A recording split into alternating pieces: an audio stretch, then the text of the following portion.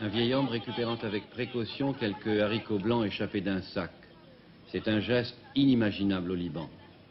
Mais voilà, Der El-Kamar est en état de siège depuis le 5 septembre et cet homme vit dans la hantise de la disette. Ils sont environ 30 000 comme lui à Der El-Kamar, tous chrétiens, ayant tous fui leur village, attaqués par les milices druzes pendant les combats de la montagne entre les druzes et les forces libanaises chrétiennes. Aujourd'hui, ils sont comme des rats dans un piège, encerclés de toutes parts, bouclés. J'en ai plus. La Croix-Rouge est leur seul lien avec l'extérieur, la seule petite échappée à travers le blocus.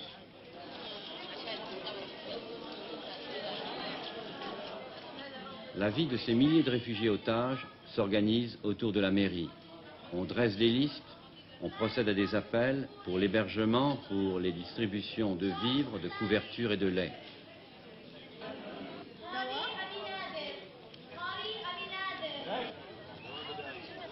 Les visages sont graves, tendus, anxieux, après des semaines d'incertitude sur l'avenir, sur les intentions de ces druzes en armes qui sont là, tout près. Alors bien sûr, de temps en temps, les nerfs craquent, les cris tournent à l'hystérie.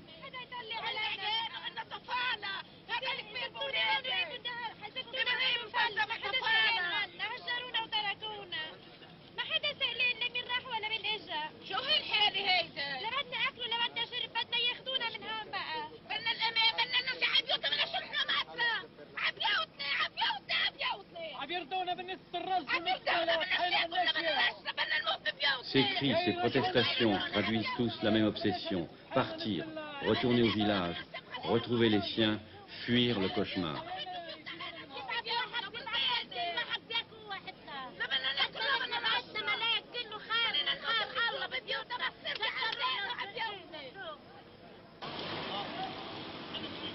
Les convois de la Croix-Rouge passent au compte-gouttes, tous les 8 ou 10 jours, selon l'humeur des druzes.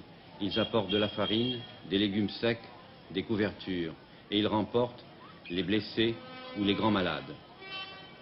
Un convoi Croix-Rouge, ambulance en tête, quitte Der El-Kamar le jour de notre passage.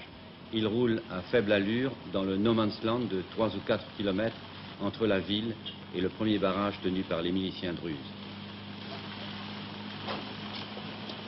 Là, c'est l'inspection minutieuse de chaque véhicule, y compris les ambulances.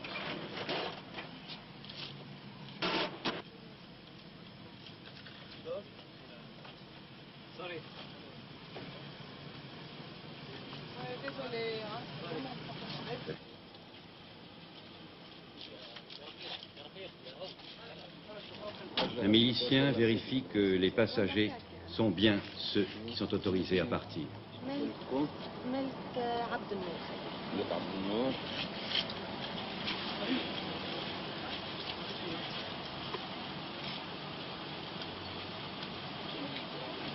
بدي اسوي له عمليه لهذا الولد كمان انت انا سألوا عندك. Nous avons permis l'évacuation des blessés seulement, n'est-ce pas?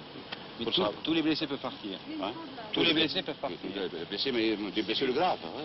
Si le retard est grave. Toufik Barakat, responsable druze local, donne le dernier feu vert à ces hommes en armes. Le convoi peut enfin repartir.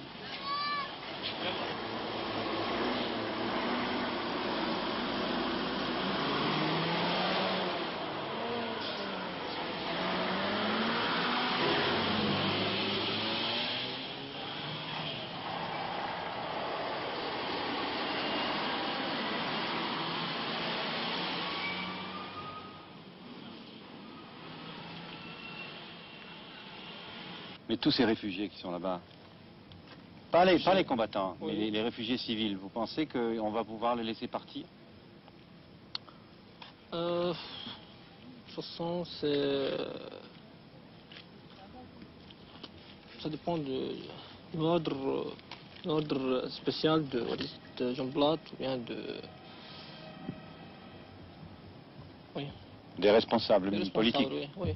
En tout cas, vous ne cherchez pas à rentrer de force dans Der El-Kamar, vous? Non, non. Non, non. Non. Attaqués d'Er El Kamar, les Druzes en ont eu certainement la tentation, car dans la ville, il y a au moins 2000 combattants des forces libanaises chrétiennes. Ils sont pris au piège, dans la nasse, avec leurs armes et leurs munitions. Et cette présence de militaires parmi les civils ne facilite pas un déblocage de la situation. Autre souci pour les responsables municipaux, les pénuries en tout genre, à commencer par l'eau. Cette belle fontaine ne doit pas faire illusion, l'eau manque cruellement, la plupart des canalisations étant détruites. Pour la farine, le régime est draconien. Une galette de pain par jour et par personne, alors chez l'unique boulanger, il y a parfois des grincements de dents. Vous avez droit à combien de pain par jour? Une de pain, il ne me donne pas. Mais il dit il n'y a pas. Il les garde. Il n'y a pas de pain. Il m'a dit pour moi, il n'y a pas. Je vais manger. Aujourd'hui, ne mange pas. Le tout, ne mange pas. Ici, les malades mangent. Il ne me donne pas. Il me donne pas. Il m'a dit.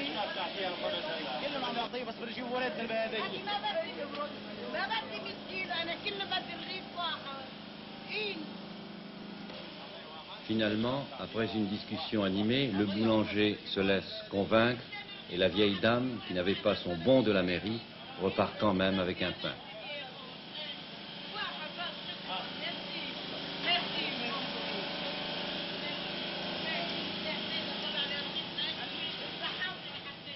Quand il y a une tension telle qui existe ici en ce moment, avec un tas de manque de vivres, d'eau, de couverture, un tas de choses, beaucoup de gens n'ont rien à faire qu'à attendre en écoutant les radios du matin au soir.